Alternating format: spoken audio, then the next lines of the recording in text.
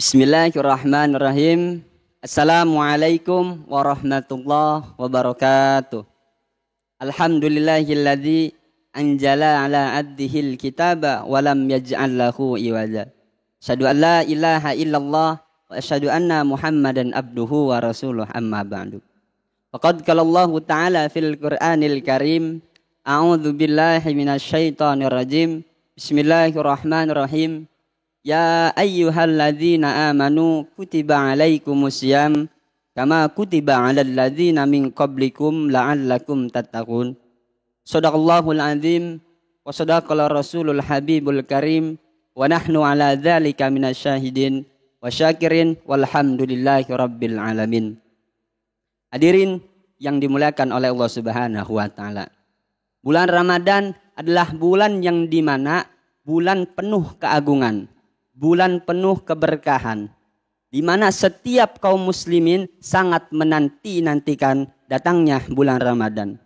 Kenapa? Karena bulan ini adalah bulan pengampunan bagi seluruh manusia. Rasulullah Shallallahu Alaihi Wasallam ketika datangnya bulan Ramadan, beliau selalu terus meningkatkan keimanannya, beribadah kepada Allah Subhanahu Wa Taala. Kenapa? Karena bulan inilah bulan pengampunan. Allah berfirman dalam surat Al-Baqarah ayat 185 yang berbunyi, A'udzu billahi minasyaitonir rajim. Bismillahirrahmanirrahim.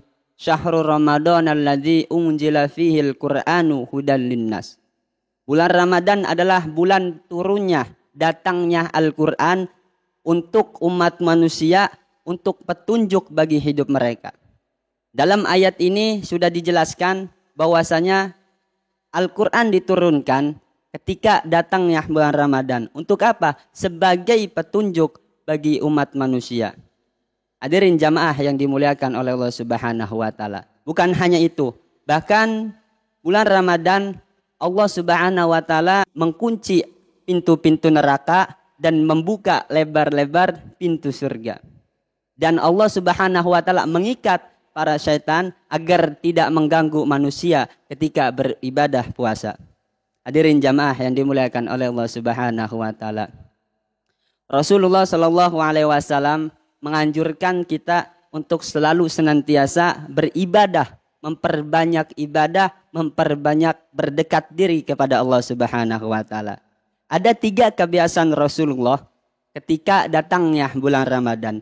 Yang pertama, Rasulullah SAW selalu memperbanyak sedekah, selalu menunaikan zakat, bersedekah kepada manusia di bulan Ramadan. Kenapa?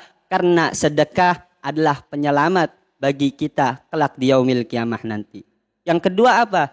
Yang kedua, Rasulullah SAW membiasakan diri untuk terus membaca Al-Quran pada setiap hari di bulan Ramadan. Kenapa? Untuk mengharapkan keberkahan dari Allah Subhanahu wa taala. Yang ketiga, Rasulullah SAW ketika bulan Ramadan dia selalu mengajarkan sunah-sunah malam ataupun qiyamul lail. Rasulullah SAW ketika malam hari selalu bangun dan mengajak membangunkan para sahabatnya, keluarganya untuk melakukan ibadah kepada Allah Subhanahu wa taala, berzikir kepada Allah Subhanahu wa taala, duduk di masjid beriktikaf kepada Allah Subhanahu wa taala.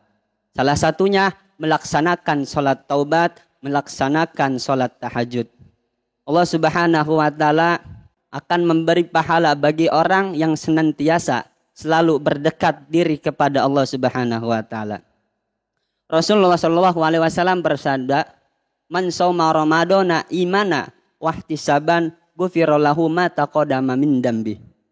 Barang siapa yang berpuasa di bulan Ramadan karena keimanan, ketakwaan dan mengharap ridha Allah Subhanahu wa taala, maka Allah Subhanahu wa taala akan mengampuni dosa-dosanya yang lalu dan yang akan datang. Rasulullah SAW pernah berkata dalam hadisnya, Man fariha bidukhuli ramadana haramallahu jasadahu ala niran. Barang siapa yang senang akan datangnya bulan Ramadan, maka Allah akan haramkan jasadnya tersentuh oleh api neraka. Subhanallah. Dalam hadis ini sangat mulia sekali bulan ini. sangat mulia bagi orang yang senantiasa selalu beribadah kepada Allah Subhanahu wa taala.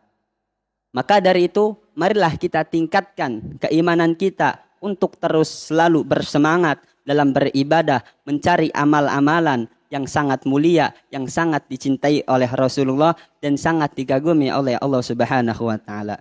Hadirin jamaah yang dimuliakan oleh Subhanahu wa taala. Maka dari itu, kita selalu dalam setiap hari harus bermuhasabah, berintrospeksi diri kepada apa yang telah kita perbuat dalam hari-hari tersebut. Yang tadinya kita lupa untuk berzikir, maka kita selalu ingat dalam berzikir kepada Allah Subhanahu wa taala.